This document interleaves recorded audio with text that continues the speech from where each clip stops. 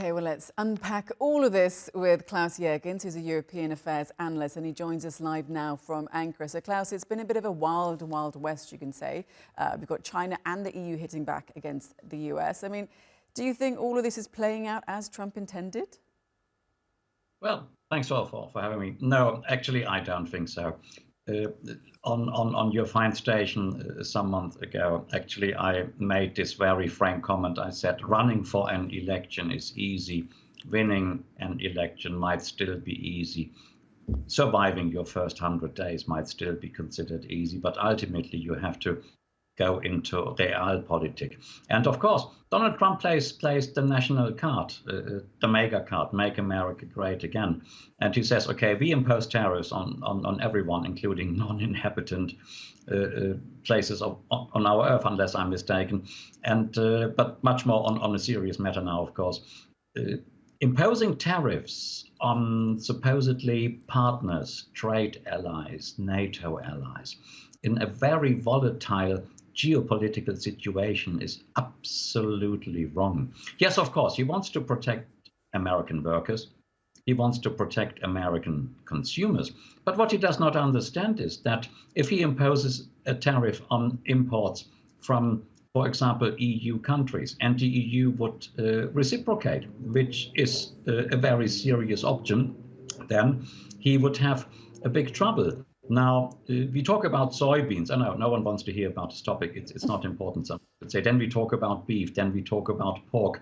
But there are many, many, many very, very vital imports arriving in Europe on European soil from the United States. And now President Trump has announced, President Trump has announced that steel and aluminium comes first, between 10 and 25%.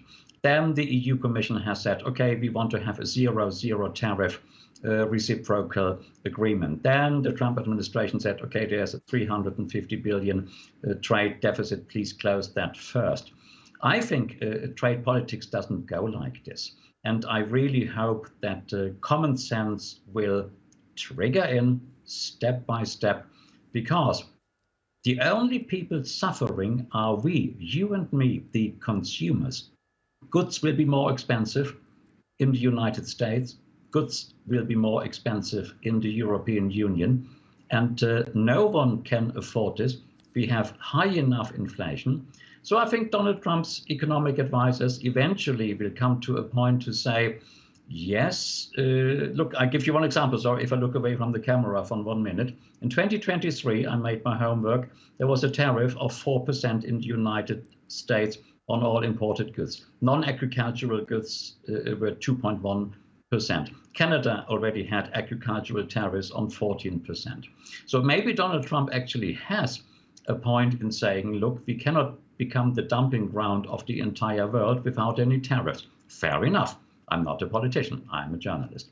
Now, the European Union must at the same time refrain, and I believe the voice came from Italy, from Giorgia Meloni, to say, why do we retaliate immediately? Why don't we think about better options?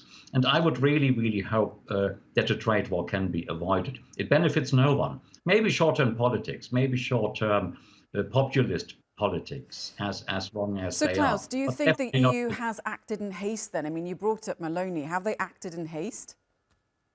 Yes, absolutely. They are worried. Brussels is absolutely worried.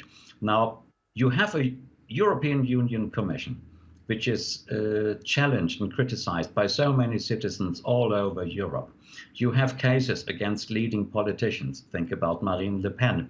You have the far right rising. Now, only today we had a meeting talking about this and saying they are basically neck and neck, the mainstream conservatives and the far rights in Germany. The population is unhappy. And the population are the citizens. The citizens are the voters, and the voters must be heard. So yes, reacting in haste, saying we declare now there is a trade war, and we react in haste is absolutely wrong. Mrs. von der Leyen's proposal, zero tariffs against zero tariffs, didn't go down well in Washington either. The immediate response was we have to close the trade deficit of 350 billion. Now, I don't think that Brussels was ever prepared for that President Trump actually carries out his But Klaus, let me promise. ask you this then. I mean, you mentioned that people are unhappy, and you brought up the far right, the way in which people are, politically voting within the EU 27 countries. But if we look across the steel and aluminium sectors, they've been absolutely devastated. So when we criticise the EU, don't we also have to say that the EU had to find a response? Yes, the EU has to find a response. But, steel and aluminium is made in Europe, but it has to be exported. And an importer into the United States has automatically to increase the resale price if the tariffs increase. This is a business administration 1.0 with my modest insight now.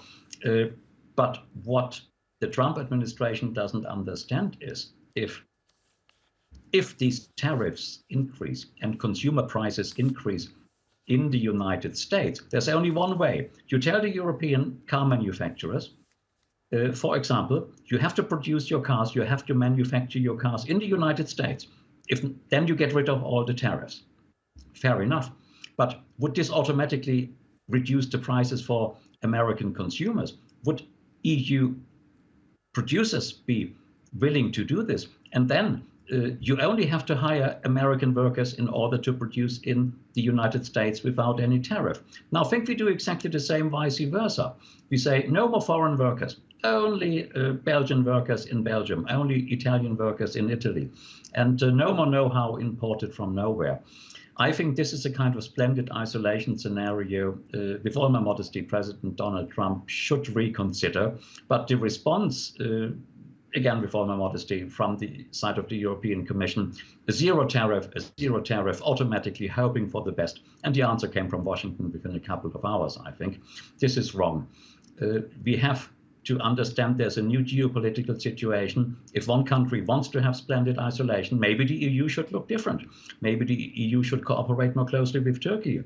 Maybe Indeed, both. and we will see what the EU will do next, along with the rest of the countries. Klaus Jurgens, European Affairs Analyst, thank you so much for your analysis.